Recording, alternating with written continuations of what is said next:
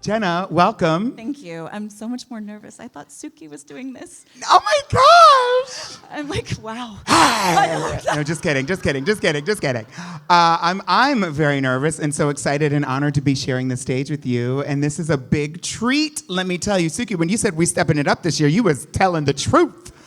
Okay, now I wish I had my reading glasses for this. Okay, now I'm gonna be reading the cards because I don't want to mess anything up. But welcome. Don't worry, I can do that for you. Okay, so now I want to ask, when did you first discover your calling for fashion? Well, I was in 7th grade, and I was really tall and gawky, skinny, and I couldn't wear any clothes that looked good on me. And I also had a genetic disorder, so I had conicular teeth and bald spots in my hair, and my skin was not so pretty, and so I got really teased in school. And I took a home ec class, I don't think they have those anymore, where I learned how to sew. And I made a skirt for myself that fit me perfectly. It had watermelons on it. I don't know why I did that. But I remember sitting down in social studies class next to Darlene Patterson, who was the hottest girl in class. And she sent me a note, and she was like, "Where did you get your skirt? I really like it." And the next day you had 70 of them made. It was like, pooh! And I remember thinking, like, this is the first time anyone's given me positive feedback for the way I look. And it was something that I had made. And I wrote her a note back, and I said, "Oh, I made it." And she said, "Will you make me one?" And like, the lights went off. I was like, wait, I can get positive feedback for something that I not only made, but makes me feel good. And I realized that maybe that was something I should pursue, because Lord knows, math was not happening. Almost the same for me, for sure. No math. You have had a hugely successful career. And can you tell us a little bit about some of the challenges that you have faced in getting to where you are today? I mean, most of the challenges were an inside job. I think that I lacked confidence and didn't believe in myself, and I looked to others for affirmation when I needed to do it myself. And I think it was really hard to find that. And I think when you get messages from the outside that you're not enough, or you're not pretty, or you're not this or that, it's hard to build it yourself. So the confidence piece is something I lacked for a really long time. And once I found it, I did better. Yes. I mean, that's honestly the key, at least for so many of us. There's definitely barriers that we face from other folks, but a lot of times it comes from within. Your fashion work and being the first openly gay housewife, yes, in the franchise globally, has given you an even more amazing public profile. How do you try to use this to be a role model for others? I mean, I think it's happened naturally and sort of on its own. I think the most incredible side effect has been the parents. Oftentimes, it's the parents who are afraid that their kids won't be happy, that they won't find love, that they won't be successful, and that they'll be rejected. And what I find is that a lot of people who slip into my DMs are parents saying, "It's so nice to see someone openly gay who is successful and living a life that I think my child could have, that you found love and success and happiness, and it makes me more secure that my child's going to be okay." And that is a really common story. Oftentimes, the parents are the ones who are scared, and they reject the kids or don't make them feel welcome because they're just afraid. And that has been an amazing side effect of being on the show. God.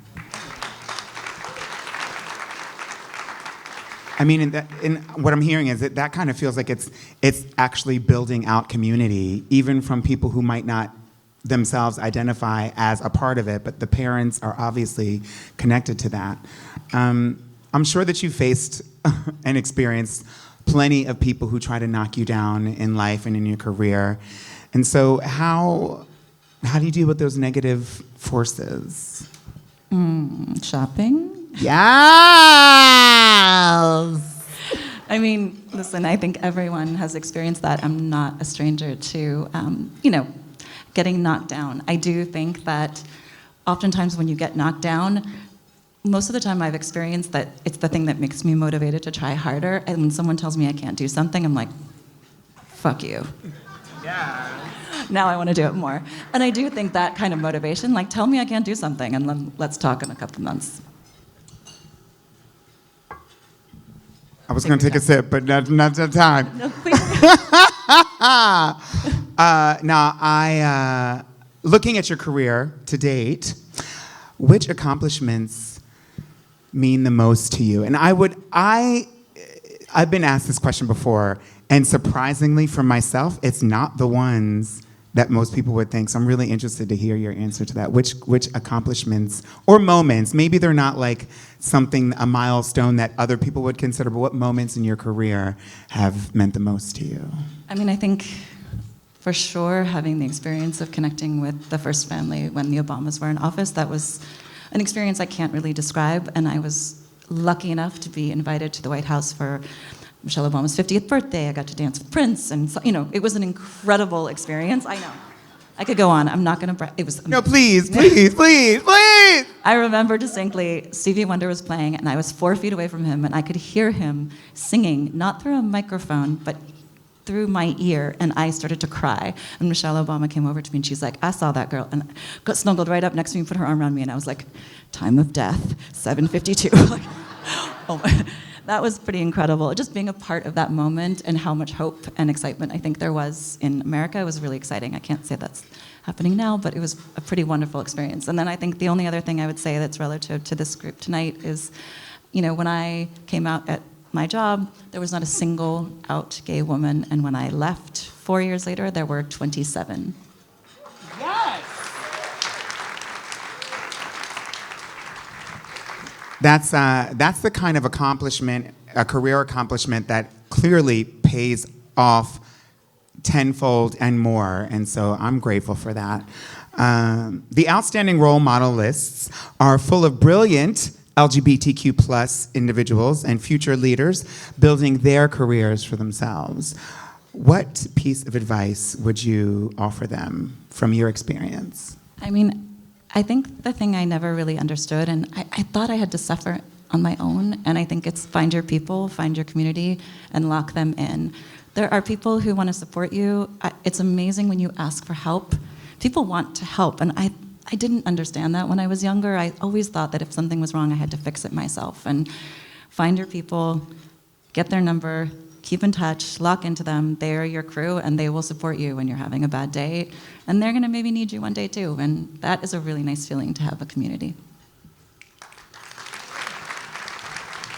Okay, we're going to do rapid fire here, folks. Are you ready? Jenna, are you ready? No. Yes! Okay, who is your role model? Oh, God. The people who were like the wallflowers who were afraid to come into the center of the room, the people who felt left out, the gays, the queers, the freaks, the geeks, the people who like did their own thing. I think, of course, there are role models that we all know that are famous, but I always am drawn to the people who didn't fit in. The gays, the queers, the freaks, the geeks, the gays, the queers, the freaks, the geeks. That's a song, honey!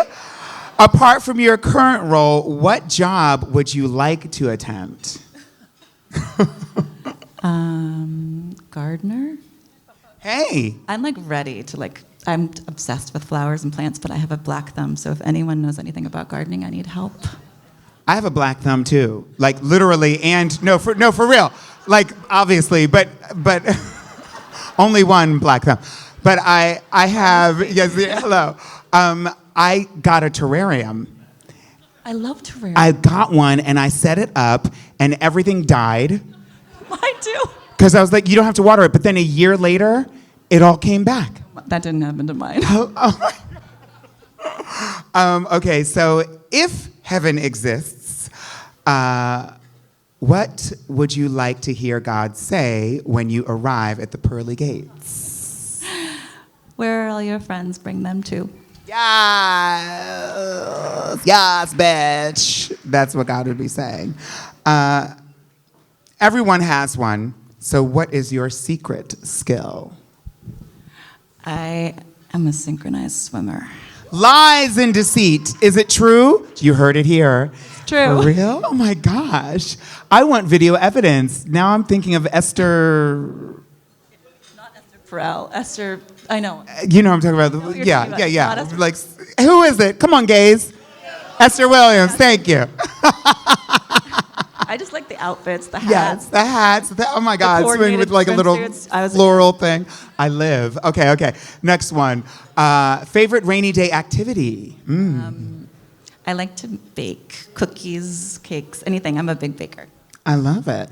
What are the least likely 3 words someone would use to describe you? Oh my gosh, keep it clean. Wow. I don't know. Short. Accurate. That's good. Facts.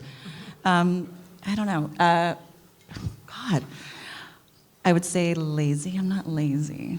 And then straight. I mean, short, lazy, straight. Not Jenna Lyons, darling. Last but not least, oh my gosh, what is your favorite curse word? Okay, this is all right, I'm gonna say it. Everyone is using this word. I'll just let you know that Can we get dramatic lighting, please? all of the kids, I have a teenager, and there are multiple teenagers circling through my house at any given moment, and the word that they are using all the time, which has now become okay, which I did not know. They use it like an adjective, like that's Kids are saying, wow. I mean, if it's a compliment. Like wow. Yes, that's, I mean, I've definitely heard it in that way. People say it to me all the time. My mind was a little blown, but I'm here for it. Thank you so much for sharing space with me. Thank you so much for coming to help us celebrate our fabulous role models. And thank you so much for everything that you do. Y'all, please give it up for Jenna Lyons.